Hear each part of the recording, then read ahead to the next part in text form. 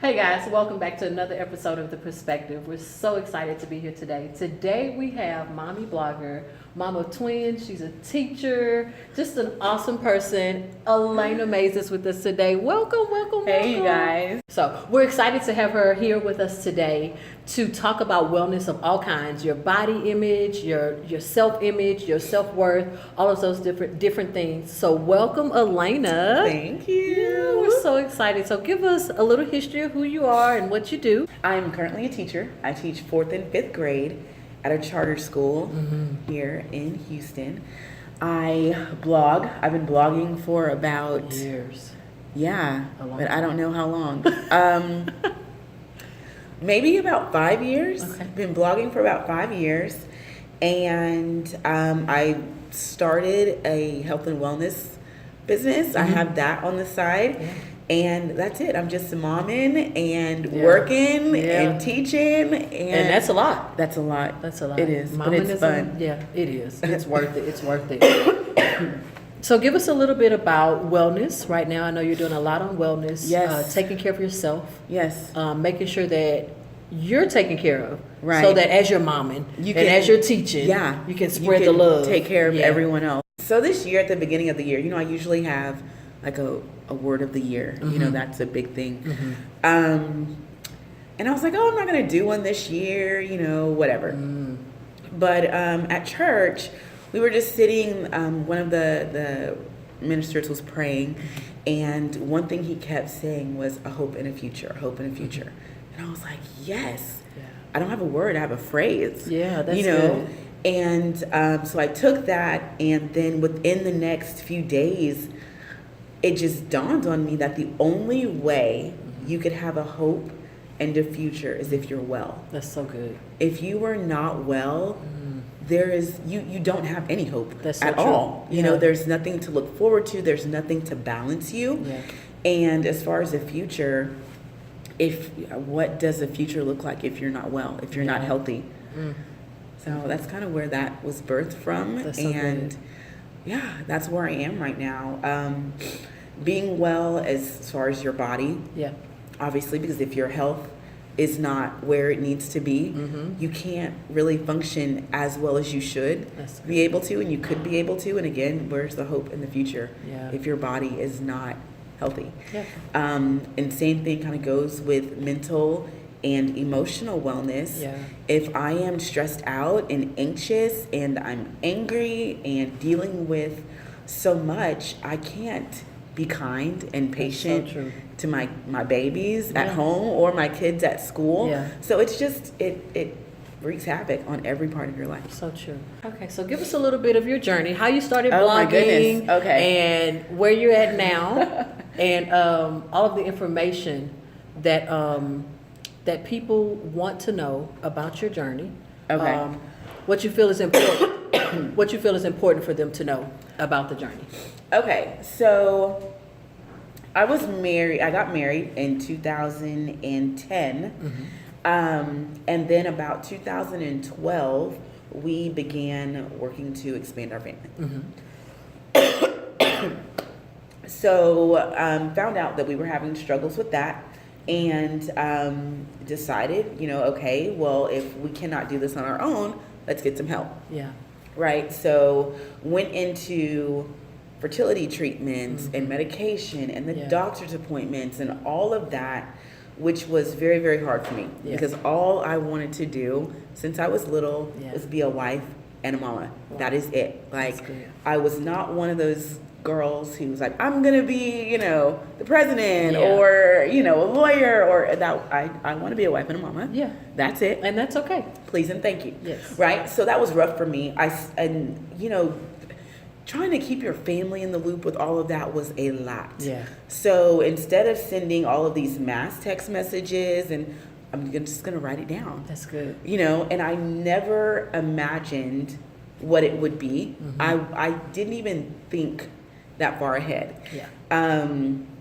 When I came up with the title to my blog, again, like Unashamed Growth, like, okay, I the Lord gave that to me. Right. He had to have, because since then all the growth that's been documented in that space. Yeah. It's insane. That's awesome. Right? And you're unashamed about it. You are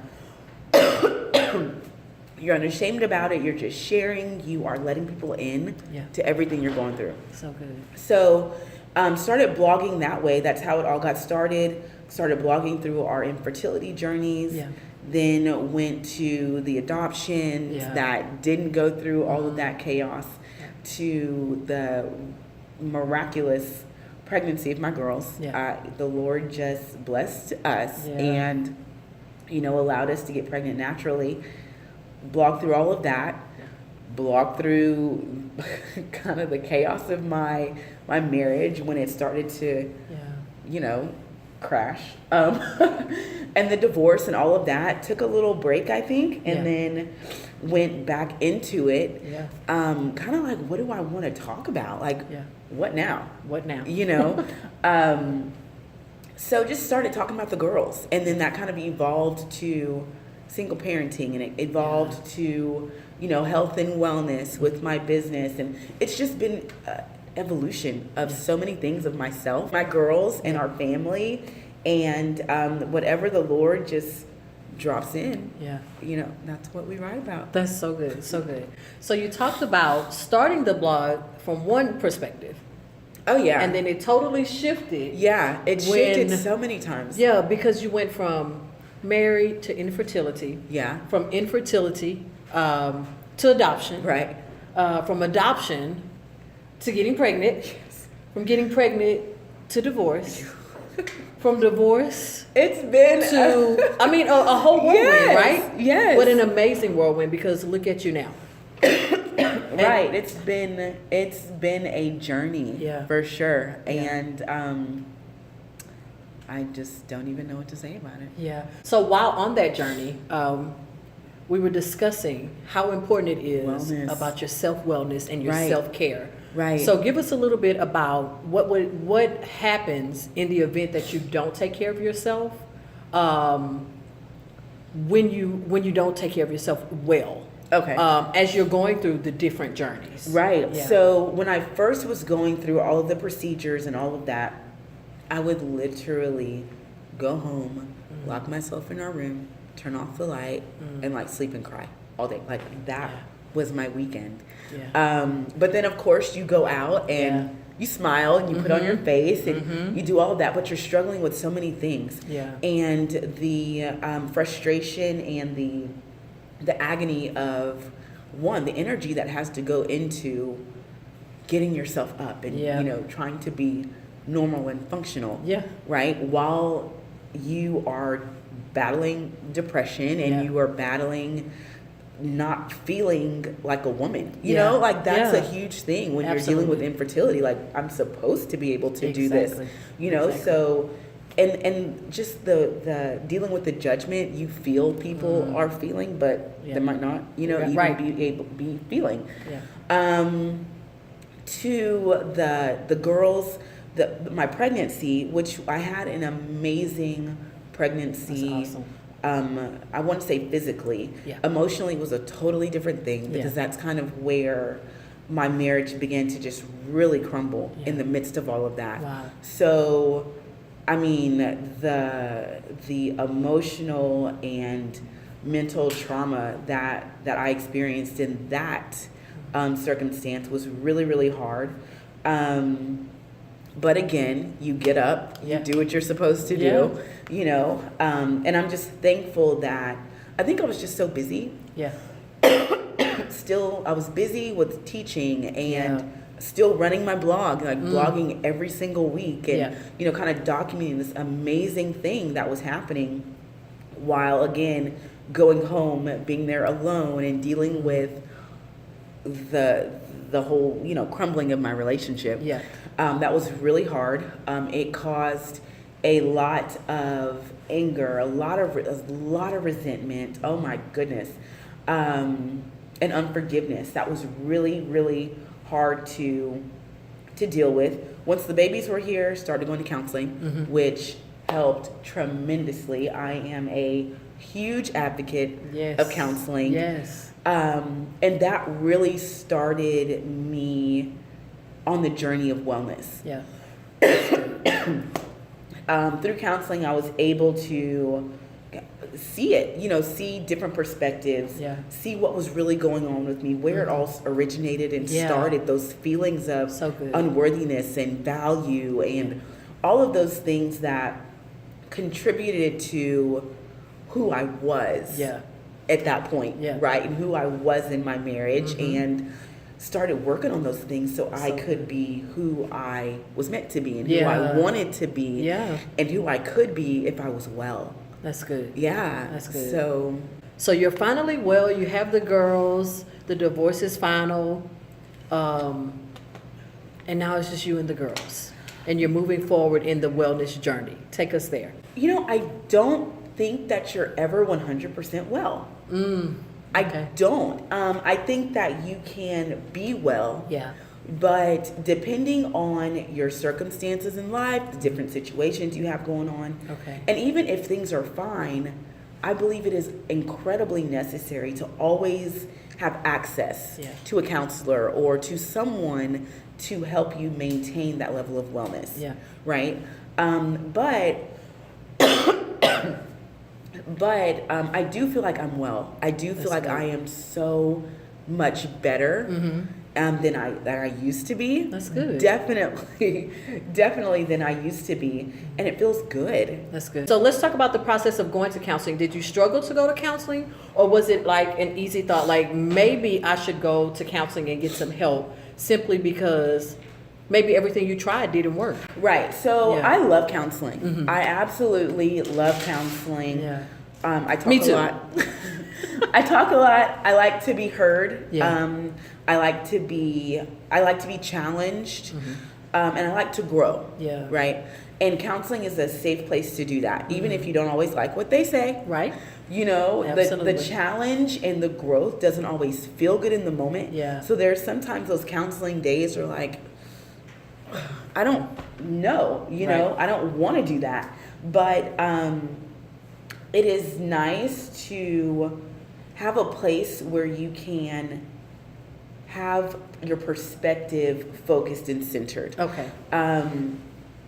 When I began going to counseling, I just wanted everything to be fixed. I wanted it to be right. And you don't go to counseling for a situation to be fixed. Yeah. Counseling is not going to fix your situation. Absolutely. You go to counseling for your issues to be addressed. Yeah. And when your issues are addressed, the situation kind of it doesn't solve itself. But exactly. when you're well, it affects every aspect of your life. Yeah. Right? That thing you want fixed will get better. So I love it. I have no issue with going to counseling. But there were times where I was like, I don't want to go today. Yeah. Absolutely. I am tired from the work week. I have my babies I haven't seen all day. Yeah. I do not want to spend an hour going to counseling to deal with the stuff that I really want to stuff. Yeah. That I don't want to deal with Yeah. anyway. Yep. But it was good. It was really good.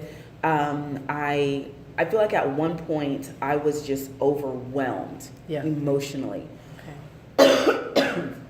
And I couldn't handle it anymore. Like I literally could not handle going to counseling. Yeah. Right? I knew all the right things to say. I knew what I needed to say and do to be like, okay, I'm good. Yeah. I'm good now. Like I can go, right? Exactly. I don't need to come here every week anymore. Right. But then Until you feel unwell again. Because it'll pop right back up. Right. So then about 6 months later, 8 months later, I'm texting my counselor, I need to come in because this just happened and this is not okay. Right. I don't want to feel like this. I don't want to respond this way. So started going back and it's just good. It's refreshing. That's good. That's Yeah. good to know because we have, in different cultures, counseling is seen in so many different Oh, my aspects, so many goodness. different So bad. forms. Counseling is just like the scary thing. Yeah. Or the not norm thing. Or the, something's wrong with you. Yep, something's, oh, you're crazy. You don't need to go to Yeah, counseling. that cuckoo's gonna, what do they call them? Shrinks? Yep. They can't tell you anything. Their lives are messed up too. Exactly. All of these fallacies. Exactly. I mean, everyone has their own issues. Absolutely. But some people are trained to help you deal with certain issues. Exactly. And so, as you went back to counseling, you went back to your counselor. I did. And talk about that moment when something rose up. You say 6 to 8 months later. At that moment, did you feel like, had I continued, maybe I wouldn't have reached this point in 6 to 8 months? Or would you say, even if you had continued, maybe you would have reached that point within the 6 to 8 months? I definitely, that's an interesting question. I don't know. Okay. Because when I left counseling, that time, I was so emotionally exhausted. Yeah. You know, I started counseling when my girls were maybe like 2 or 3 months old. Okay. If that, they were probably about 2 months old. And I went, so that was like February of 2015. And I went all the way every single week, just about maybe like 1 or 2, maybe 3 weeks for holidays and, you know, whatever, until like May of 2016. Wow. Like, that is a lot. Yeah, it's a lot. Weekly sessions. Yeah. And then, it kind of went through my divorce. Like, after all of that, my girls, is that right? 15 to 16? Yeah. So, I mean, so much had happened, and I was exhausted, and I was tired, and just mentally and emotionally drained, and I could not handle it anymore. So, even if I would have continued to go, I wouldn't have been present, I don't think. That's good. You know, I wouldn't have been able to deal with it. Because, again, I'm like stuffing all this stuff I don't want to talk about. I'm just ready to go. Right. So I think it was perfect that I'd left, because I realized that I needed to go back. Yeah. Right? And I saw some things in me that, again, I didn't like. And I knew the only way I was going to fix it is if I was well. Yep.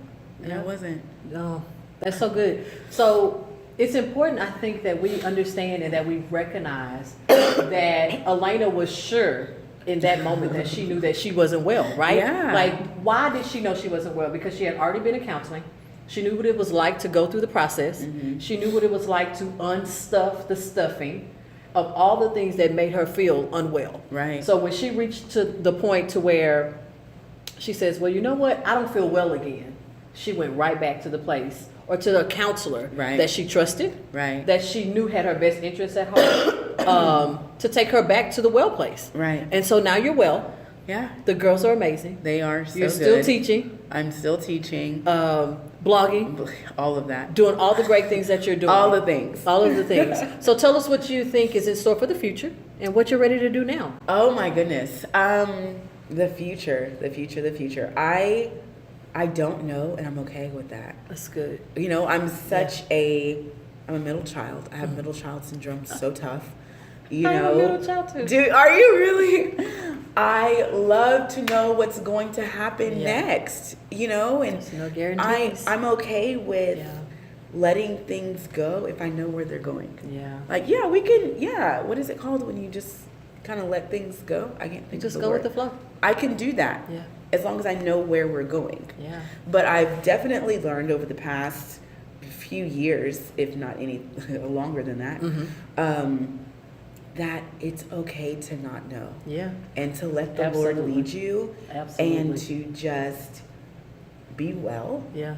And if you're well and you're trusting God, then whatever is before you, you will be okay. Yeah. You'll be able to handle it. Yeah.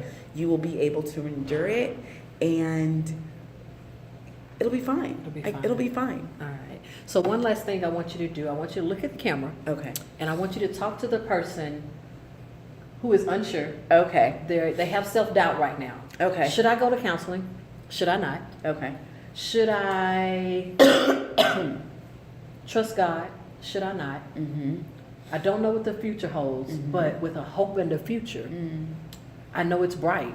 Right. But what do I have to do to get there? What is my process to get there? So I just want you to tell them, not your process, because everybody's process is different. Everyone is different, right? But what would you tell them if they're asking, should I go to counseling, or should I do this, or should I do that? What would you tell them? I would say, I would liken it like this. We all have alerts in our life, Yeah. right?